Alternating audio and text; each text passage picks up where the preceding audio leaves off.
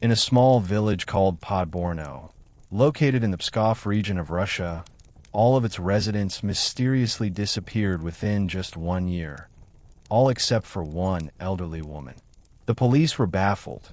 There were no clues, no witnesses, and no traces left behind.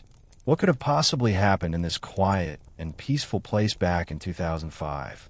Today, we'll go through 3 unbelievable stories that deserve attention. Each is relatively short, so they've been combined into one chilling narrative. Who were the oldest serial killers in history?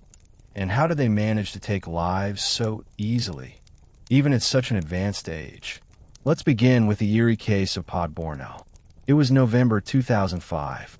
The village had only 6 houses still inhabited. One day, a woman came to the local police department to report that her brother, Vladimir Ivanov, had gone missing. Normally, he visited her several times a month, but she hadn't heard from him in 5 weeks. I called his partner, Anna Kuzmina, said his sister, Galina Ivanova. She told me he'd been gone for a month and a half.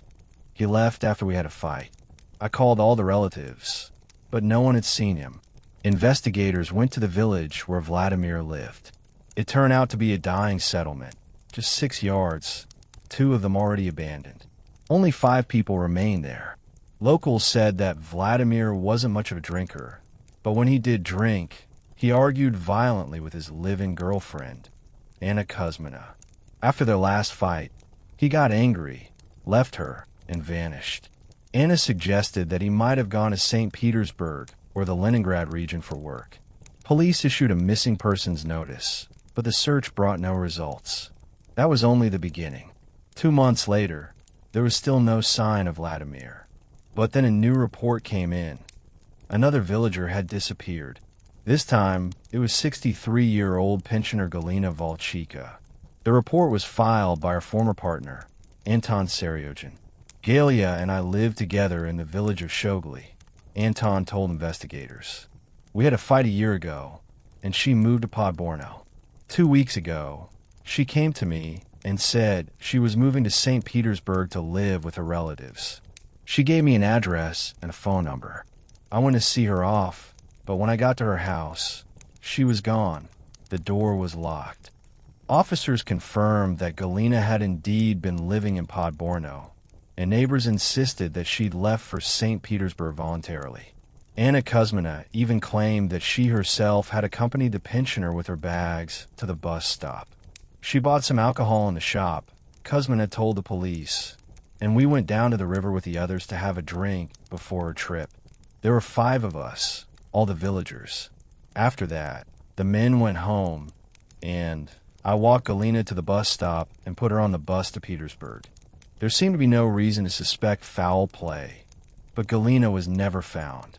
Then, just a month later, in February, another disappearance.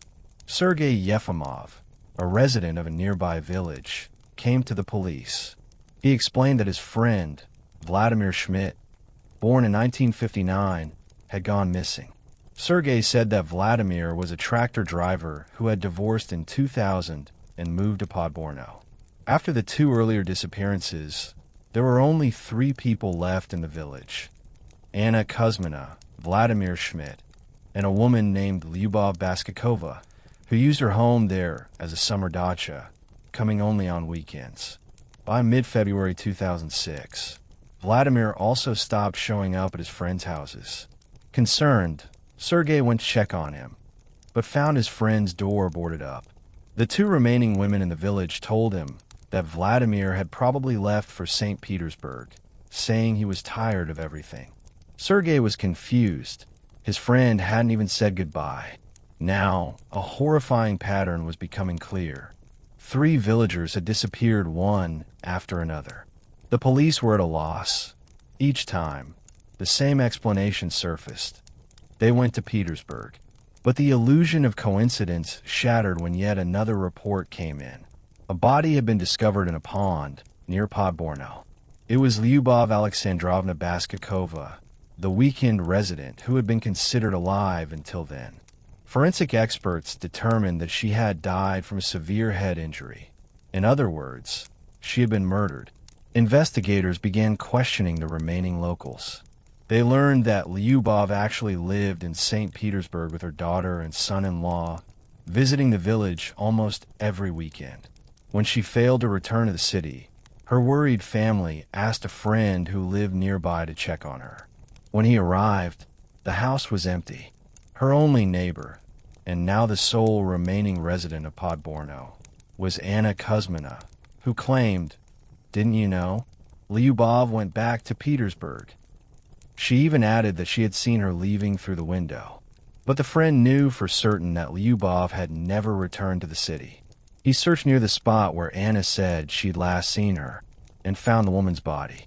The discovery sent shockwaves through the entire district. No one doubted anymore that all the missing villagers had been murdered. The question was, by whom? When investigators began digging into Baskakova's past, they found something intriguing. In 2001, the woman had been tried for growing illegal poppy plants on her property. Police explored whether her past might have been linked to her death, but the theory went nowhere. Attention then turned to Anna Kuzmina, the only person still alive in the village, and the last one known to have seen each victim. Her background was examined closely, and shocking details emerged. Anna Vasilievna Kuzmina had been born in 1952 in Grozny. She had lived for many years in Kabardino-Balkaria with her mother. In 1992, she was convicted of murder and sentenced to 9 years in prison.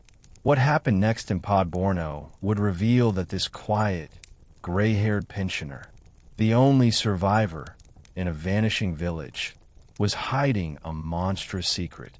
According to the materials of the criminal case, Anna Kuzmina's first known victim had been her own mother. The court took into account that Kuzmina had confessed to the crime and therefore issued a relatively lenient sentence, 10 years in prison. After 6 years, she was released early on parole. Following her release, she moved to the Pskov region, settled in a small village, and began working at a local collective farm. The villagers knew nothing about her dark past, so no one was afraid of her. In fact, many spoke of her positively. She appeared to be just another quiet, aging woman living a modest rural life. However, detectives decided to dig deeper into her past and requested her old criminal file from the archives. What they discovered shocked everyone. Before murdering her mother, Kuzmina had sold their apartment and quickly squandered all the money. Her mother accused her of robbing the family, though they later seemed to reconcile. On the day of the murder, while the two women were at home, Anna noticed a heavy metal mortar on the table and, in a sudden fit of rage, used it as a weapon. The brutality of that crime was eerily similar to what later happened in Podborno. Now, with the murders of her neighbors under investigation, it became clear that the same experience guided her hand again. There were no direct pieces of evidence, but the investigators obtained a search warrant and suggested that the elderly woman write a full confession. After a short pause, she agreed and began to describe, in chilling detail, the crimes that had taken place in the cursed village. While Kuzmina was writing her confession, detectives searched her home. Their attention was drawn to an old calendar hanging on the wall, the previous year's calendar, where one specific date had been marked with a red cross. When asked about it, Anna looked up from her papers and calmly said, "That's the day my husband died." The detectives exchanged glances.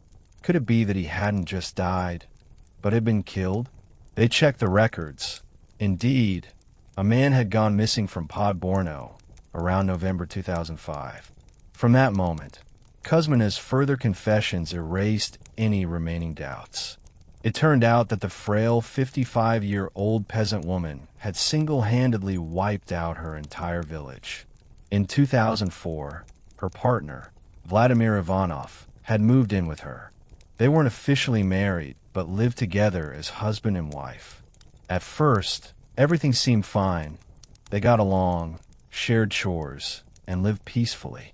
But within a year, quarrels began.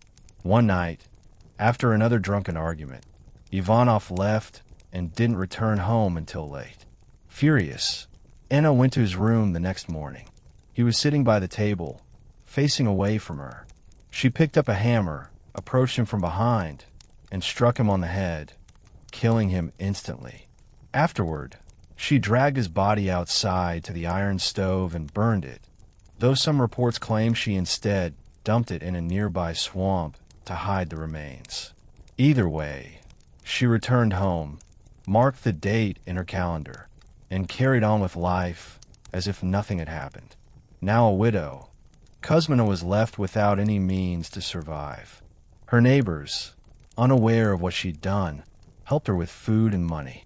One of them, Galina Volchika, was especially kind, often inviting her over for tea. But in January 2005, Galina announced that she was going to visit relatives in St. Petersburg. That day, the two women went to the river to celebrate her departure. They drank together in the cold winter air. But during the conversation, Galina noticed that some of her savings were missing. Suspecting Anna, she confronted her. Enraged, Kuzmina went to another room, returned with a piece of wire, and strangled her friend. She buried Galina's body in the cellar. And, indeed, the missing money was later found among Anna's belongings. A few weeks later, another villager, Vladimir Schmidt, came by to ask about Galina. He said he didn't believe the story that she had gone to Petersburg, and also mentioned that Vladimir Ivanov had vanished. Kuzmina, not wishing to argue, calmly went inside, fetched a pot of boiled potatoes and a hammer, telling him she was going to fix a fence. As he sat down to eat, she struck him dead. Finally, there was Lyubov Baskikova, the weekend resident from St. Petersburg. At first, Anna was pleased to have her around. She was lonely, after all, but soon she grew suspicious, thinking Lyubov was watching her too closely. When Lyubov began packing to return to the city, Anna followed her as she left her property and hit her on the back of the head with a brick. With all the evidence gathered and her confessions recorded, the investigators presented the case in court. The trial began in 2006, and the following year, the verdict was announced. The judge imposed the maximum sentence allowed by law for a woman of her age, 21 years in prison. Anna Kuzmina showed no remorse for any of her crimes. This quiet, gray-haired grandmother, who had murdered 4 people and erased an entire village, was sent to prison. After her imprisonment, no one lived in Podborno anymore. The once tiny, struggling settlement finally died out completely. Kuzmina was expected to be released in 2027, but in 2019, before that could happen, she died in prison from a short illness, taking with her the full truth of what happened in the doomed village of Podborno. This is a truly horrifying story that you may have never heard before, but now we'll move on to one no less terrifying. In March 2000, a man walked into the Zeltsovsky District Police Department in Novosibirsk. He told the officers that he had found a sugar sack soaked with blood in a garbage bin near a building on Timirayev Street. Inside were human remains. For years, an unknown killer had been terrifying the entire city. In the late 1990s and early 2000s, body parts were discovered near rivers, in forests, and even close to schools. Investigators scoured the city, searching for a surgeon, a butcher, or a pathologist, someone with professional anatomical knowledge. No one could have imagined that the person behind the gruesome crimes was a seemingly harmless pensioner who lived across from the local zoo. At his trial, the old man shouted to the judges, "Citizens of the court, let me go. I won't do it again." His name was Viktor Fokin, and he sincerely believed he had done nothing wrong. In his own mind, he was punishing bad and immoral women. Fokin's early life had been completely ordinary. He was born in a small town, finished school with mediocre grades, and later moved to Novosibirsk, where he got a job at a factory. He worked there nearly his entire life, earning the title of Veteran of Labor. He was married, had a daughter, and for many years lived the quiet life of a typical Soviet working man. But then came a series of misfortunes. In 1988, Tragedy struck. His wife died of illness, leaving him alone. His daughter already had her own family. Fokin, devastated, turned to alcohol and soon after suffered a stroke. Doctors warned him that drinking could kill him, but he ignored their advice. He had always been obsessed with sex, to the point where it dominated his life. But now, at 53, partially deaf and visibly unkempt, women avoided him. Only alcoholics and homeless women paid him any attention. Then his health failed again. In the early 1990s, the once self-proclaimed ladies' man became impotent. At first, Fokin was desperate, even tried to seek treatment. But soon, he made a terrifying discovery. He could still feel pleasure, not through intimacy, but through killing. His first confirmed murder took place in April 1996. His victim was a middle-aged prostitute whom he met near the railway station. He invited her home to drink, then to bed. When he once again failed to perform, rage overtook him. He attacked the woman, strangled her, and struck her from behind even after she stopped moving. In that moment, Fokin experienced an intense, perverse sense of satisfaction, and it changed him forever. He began to repeat the same pattern. He would pick up homeless or alcoholic women near the station, lure them to his apartment, and kill them. Some he strangled, others he drowned in the bathtub or stabbed. He disposed of the internal organs through the drain pipes and dumped the rest of the body parts in garbage bins. He specifically chose women whom no one would miss: prostitutes, alcoholics, and the homeless. No one will look for them, he later said. They're not even real women. On one occasion, he even went so far as to transport body parts in bags across the city, dumping them along a highway after several bus transfers. His final murder occurred on March 5, 2000. He dismembered his victim in the bathtub, placed the remains in a sugar sack, and tossed it into a trash container on Timirayev Street, just a few meters from his own home. The next morning, a passerby discovered the bloody bag and alerted the police. A massive investigation followed. Hundreds of houses and thousands of apartments were searched. Surveillance was set up throughout the district, and police laid ambushes day and night. Fokin was finally arrested in 2001.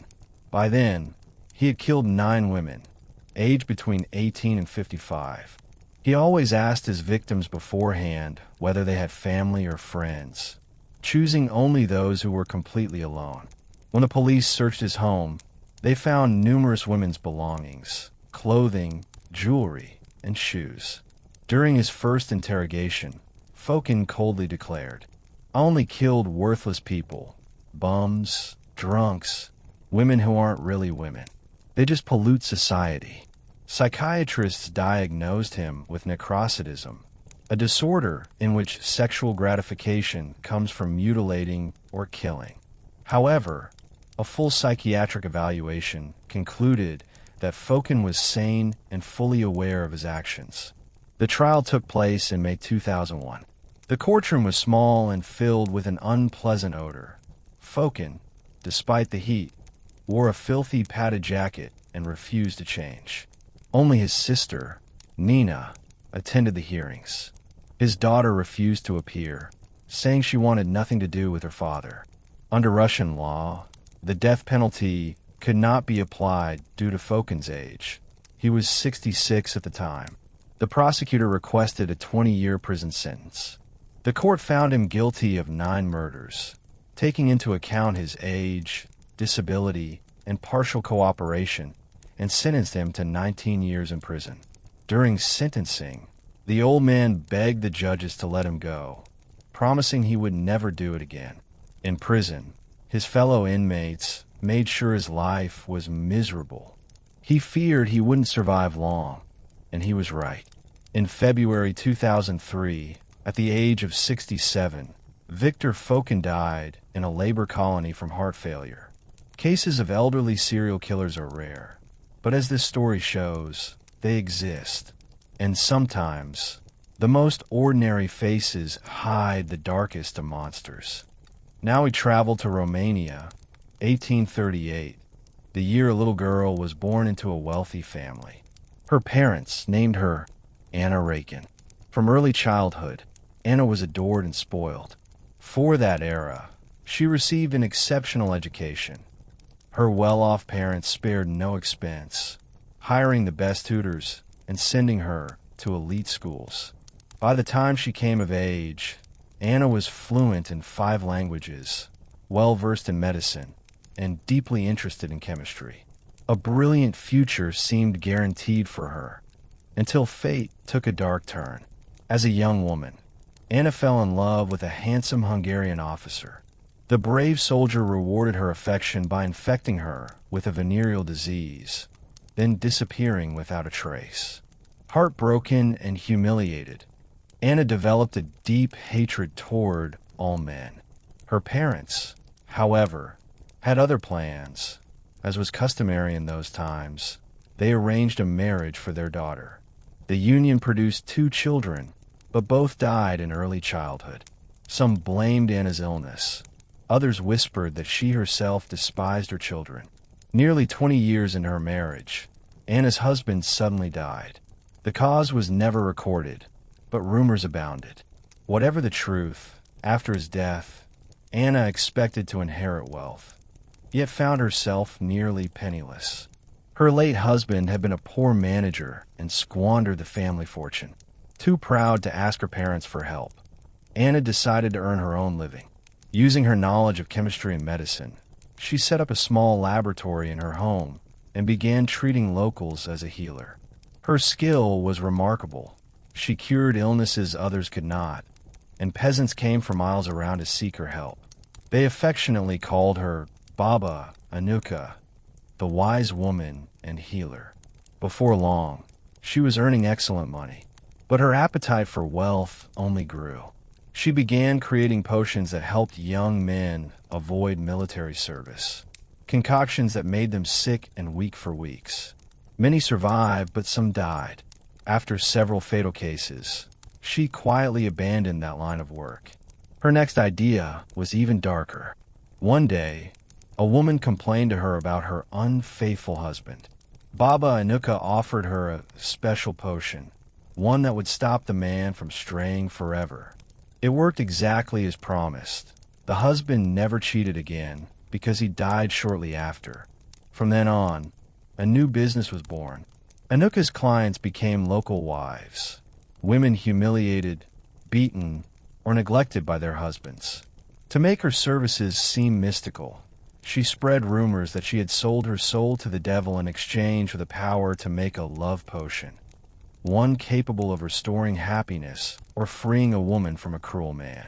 The story spread quickly. Every night, veiled women appeared at her door, clutching money in their hands. Baba Anuka would hand each of them a small bottle and whisper, "Pour a little into his soup. Mushroom soup works best. He'll become gentle and kind. He won't hurt you again." And indeed, the men stopped hurting anyone because they died within days. Many wives truly believed in the magic. Others, realizing they had poisoned their husbands, stayed silent to avoid prison. The deaths were blamed on bad mushrooms or illness. Business flourished. The mysterious potion maker became wealthy beyond imagination. Each bottle sold for 250 Romanian lei, a fortune for the time. For decades, no one suspected her. Baba Anuka continued her deadly trade well into her old age, making her one of the most prolific poisoners in European history. Her downfall came only at age 88, and by pure accident. A woman named Sofia Mamarova, one of her clients, wanted to get rid of her violent father-in-law, who constantly beat his family. Too frightened to poison him herself, she asked her niece to do it. The young girl followed the instructions, but later bragged about it to friends. Soon, the entire village was whispering about the witch's deadly potion. Police began to investigate and quickly found connections between Anuka and over 100 mysterious deaths of men in the area. An official inquiry followed. Tests on the remaining bottles from her laboratory revealed that the so-called love potion contained arsenic mixed with plant toxins. The combination was clever. Pure arsenic killed too quickly and would raise suspicion, but Anuka's blend delayed death by several days, even a week. By the time symptoms appeared, the connection to her potion was nearly impossible to prove. In June 1929, her trial began. The prosecutor demanded the death penalty, but the court decided that since the actual poisonings were carried out by the wives, Anuka was technically an accomplice. She was sentenced to 15 years in prison, while the women who administered the poison received life sentences. Incredibly, Baba Anuka was released after only 8 years, at 98 years old. Her wealth and powerful connections likely helped. After all, she had earned a fortune from her deadly business. Many were convinced that her own husband had been her first victim, poisoned by her love elixir. But by then, there was no evidence left to prove it. Baba Anuka lived out her final years peacefully in her estate and died at 100 years old. It later emerged that she had already been investigated back in 1914, when several young men died after taking her potion to avoid military service. But she was acquitted due to lack of proof. So, what do you think? Did Baba Anuka receive a punishment worthy of her crimes? And which of these stories do you find the most horrifying?